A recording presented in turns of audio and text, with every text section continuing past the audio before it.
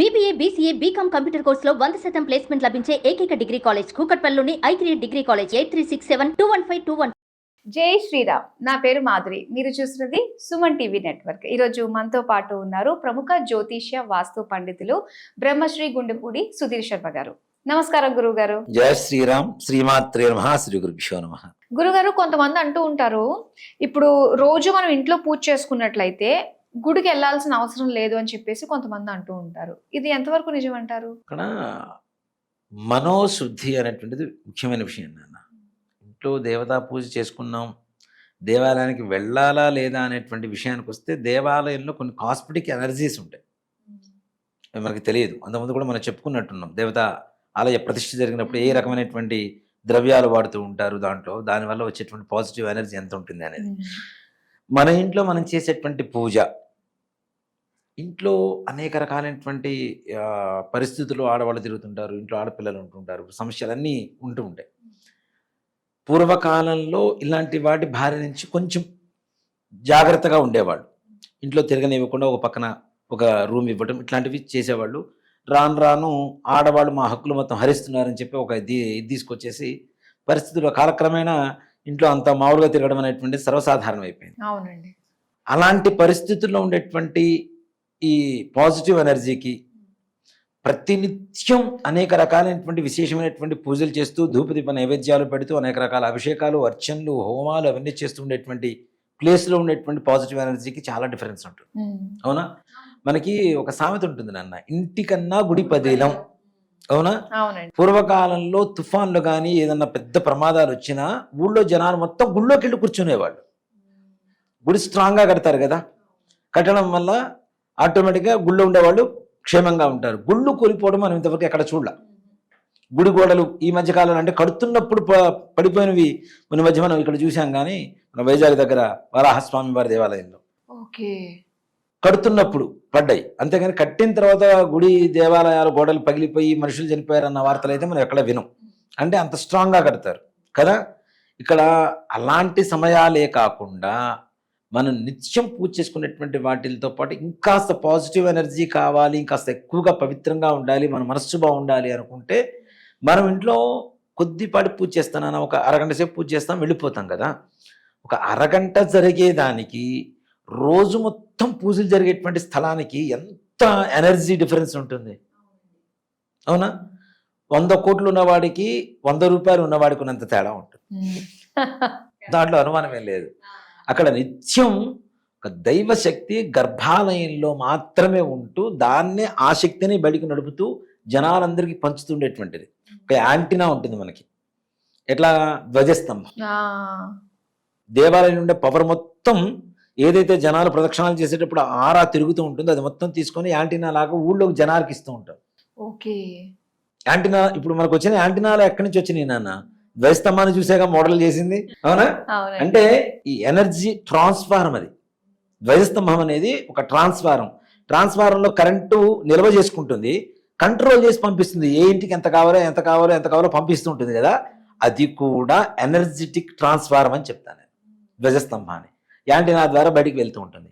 అది పూర్వకాలంలో విలేజెస్ ఊళ్ళు ఎక్కడున్నా బాగానే ఉంది. ఇప్పుడు జనాభా పెరిగిపోయారు. ఇప్పుడు మనం డైరెక్ట్ ట్రాన్స్ఫారం కాదు, డైరెక్ట్ కరెంటునే ముట్టుకోవాల్సిన పరిస్థితి, అంత పవర్ కావాల్సి వస్తుంది. అవునా? ఒక ట్రాన్స్ఫారం ఉంది, ఒక ట్రాన్స్ఫారానికి ఇన్ని వాట్స్ పవర్ అని ఉంటుంది. దానికి మించి ఎక్కువ మంది వాడుకుంటుంటే అది ఏమవుతుంటుంది అంతే కదా, పేలుతుంది కదా.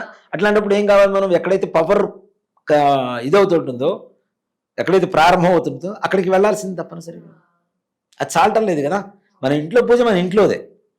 దాంతోపాటు దేవాలయాలకు వెళ్ళటం అనేది ప్రధాన అంశంగా తీసుకుంటే, ఇక్కడ ఇందాక కూడా మనం చెప్పుకున్నాం విగ్రహం నిగ్రహం కోసమే అని చెప్పి. దేవాలయానికి వెళ్ళటం ప్రారంభిస్తే పిల్లలకు కూడా అదొక ఆచారంలాగా తయారవుతుంది. మన హిందుత్వం నిలబెట్టడానికి కూడా అదొక కారణం అవుతుంది. ముఖ్యంగా దేవాలయాలకు వెళ్ళినప్పుడు కూడా తప్పనిసరిగా మనస్సు భగవంతుడి మీద కేంద్రీకరించి ఉంచాలి.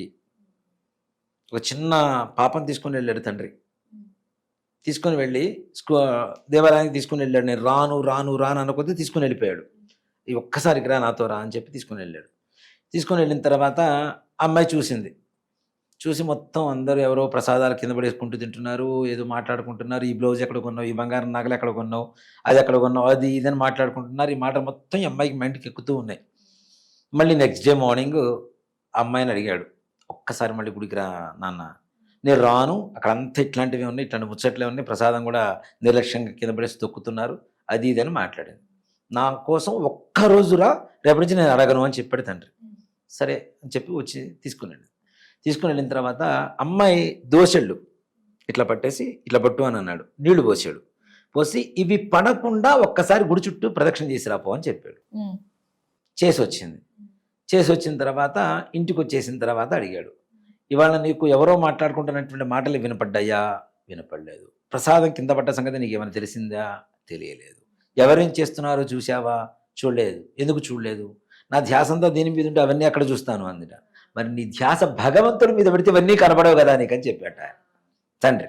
కాబట్టి మనం అక్కడికి వెళ్ళినప్పుడు ఎలా ఉండాలంటే మనస్ఫూర్తిగా భగవంతుడిని ప్రార్థించేటువంటి విధంగా ఉండాలి. దీంట్లో దేవాలయాలకు వెళ్లాల్సినటువంటి విధానం అనేటువంటిది మనం తర్వాత చేద్దాం. మళ్ళీ కూడాను గంట కొడుతూ ఉంటారు నాన్న. గంట కూడా ఎప్పుడు గణ గణ గణ గణ గణ భోగించకూడదు. 3 సార్లు మాత్రమే కొట్టాలి గంట.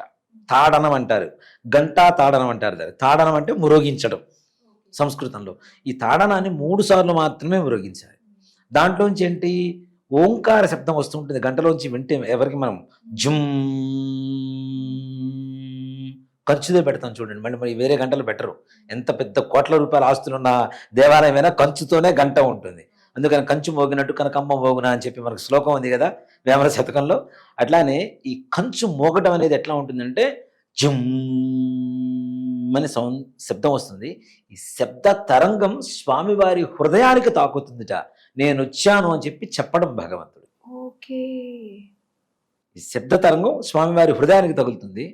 ఎంత ఎవరి వైపు ఎలా చూస్తున్నా మనం గంట కొట్టాం కాబట్టి భగవంతుడి దృష్టి మన మీద సారించడానికి అవకాశం ఉంటుంది. దానివల్ల దేవాలయానికి వెళ్ళినప్పుడు కూడా ప్రదక్షిణాలు చేసేటువంటి ప్రతి దాంట్లో మంచి గొప్ప సైన్స్ ఉంది నాన్న. ప్రతి దానికి ఒక సైంటిఫిక్ రీజన్తోనే మన ధర్మాన్ని తీసుకొచ్చారు. అలాంటివి స్వామివారి హృదయ తరంగాన్ని మన ఇంట్లో ఎంతసేపు గంట కొడితే మనం వినగలుగుతాం? మన ఇంట్లో విగ్రహాలు ఇళ్ళలో ఇప్పుడు పూర్వకాలంలో విగ్రహాలు ఇళ్లల్లో ఉండేవి కావు, కేవలం పటాలే ఉండేవి. విగ్రహాలు బ్రాహ్మణులు కొంతమంది దేవతార్చన చేసుకునేటువంటి వాళ్ళ ఇళ్లలో ఉండేవి. ఇప్పుడు ప్రతి ఒక్క ఇళ్లలో ఉంటున్నాయి. కానీ ఇళ్లలో ఉండకూడదు అని చెప్పడానికి కూడా కారణం అదే. నువ్వు ఇక్కడే సంపూర్ణంగా ఉందని చెప్పి నువ్వు అనుకుంటున్నావు. ఇంట్లో ఎంత చేసినా కూడా కొంత ఫలితమే వస్తుంది. అందుకనే చూడండి, జపం చేసే విధానంలో కూడా ఇంట్లో చేస్తే 100 సార్లు చేస్తే 10 సార్లు చేసిన ఫలితం వస్తుంది. దేవాలయంలో 100 సార్లు చేస్తే 100 సార్లు చేసిన ఫలితం వస్తుంది. నదీ తీరంలో 100 సార్లు చేస్తే 1000 సార్లు చేసిన ఫలితం వస్తుంది. సముద్ర తీరంలో 100 సార్లు చేస్తే 1,00,000 సార్లు చేసిన ఫలితం వస్తుంది. మనకి పర్వతాల మీద చేస్తే 100 సార్లు చేస్తే అనంతమైనటువంటి ఫలితం వస్తుంది అని చెప్తారు. ఓకే.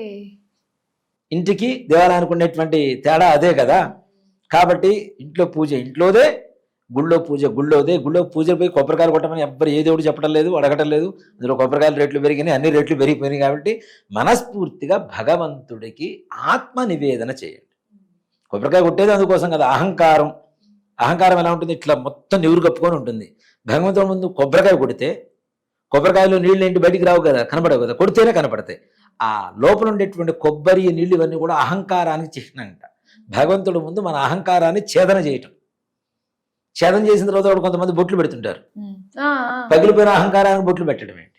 అర్థం పర్థం లేనటువంటి వ్యవహారం. కానీ అవునా, పూర్వకాలంలో ఈ బొట్టు ఈ కుంకుమ పెట్టడం కూడా ఒక సంప్రదాయం ఎక్కడి నుంచి వచ్చిందంటే, పూజారి గారు భక్తుల్ని ముట్టుకునే వాళ్ళు కాదు కాబట్టి అమ్మవారి కుంకుమార్చన చేసినప్పుడు కుంకుమను బయట పైన రాసి ఇచ్చేవాడు బొట్టు పెట్టుకోవడానికి.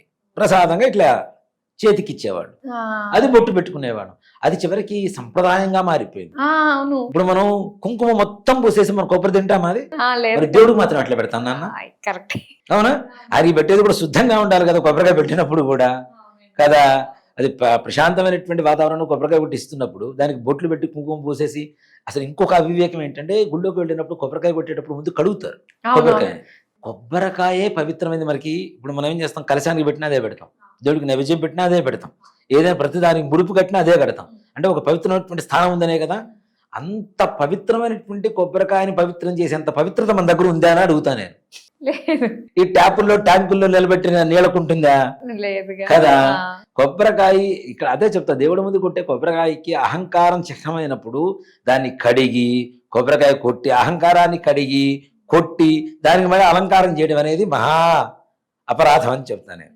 కాబట్టి ఎప్పుడైతే కుంకుమ పెడుతూ ఉంటామో అది బలిహరణ అవుతుంది, నివేదన కాదు. బలిహరణ అవుతుంది. బలిహరణ వేరు, నివేదన వేరు కదా. కాబట్టి ఇప్పుడు కూడా కొబ్బరికాయకి బొట్లు పెట్టడం, కొబ్బరికాయ కొట్టే ముందు బొట్లు పెట్టడం, కడగటం ఇట్లాంటి పనులు చేయకండి దయచేసి. పవిత్రంగా కొబ్బరికాయ కొన్నప్పుడు కొట్టేసేయండి చక్కగా. వాళ్ళే నీళ్లు జరుగుతుంటారు, అవేవో పగిలిపోతుంటాయని. మళ్ళీ నువ్వు నీళ్లు బట్టి కడగాల్సినంత అవసరం లేదు. కొబ్బరికాయని పవిత్రం చేయాల్సినంత పవిత్రత లేదు. అది చాలా పవిత్రంగా ఉంటుంది. కాబట్టి కొబ్బరికాయ కొట్టినప్పుడు కూడా బొట్లు పెట్టడం అవి కూడా చేయకండి. తప్పనిసరిగా ఇంట్లో కూడా, మరలా అది కూడా చెప్తున్నాను, ఇంట్లో కొబ్బరికాయ కొట్టినప్పుడు కూడా చాలా మంది కడిగి తీసుకొచ్చి కొడుతుంటారు, దాన్ని బొట్టు పెడుతుంటారు, కొట్టిన తర్వాత కూడా బొట్లు పెడుతుంటారు. అలా పెట్టొద్దు. అలా పెడితే దేవుడికి నివేదనకు పనికిరాదు. పూజ అయిపోయిన తర్వాత బొట్టు తీసుకోవడానికి, కుంకుమ పెట్టడానికను, నివేదన పెట్టే ముందు మొత్తం కుంకుమ పూసి నీకు పెడుతున్నా, తింటే తిను లేకపోతే లేదు, నీ కర్మ అనుకుని భగవంతుడికి వదిలేస్తే తప్పు కదా. అయ్యో చాలా పెద్ద తప్పు. సో కాబట్టి అలా బొట్లు పెట్టొద్దు. ఇంట్లో పూజ ఇంట్లోదే, దేవాలయంలో పూజ దేవాలయందే తప్పనిసరిగా. చాలా మంచి విషయాలు తెలియజేసినందుకు ధన్యవాదాలు. శ్రీమాత్రే నమః. శ్రీ గురుభ్యో నమః.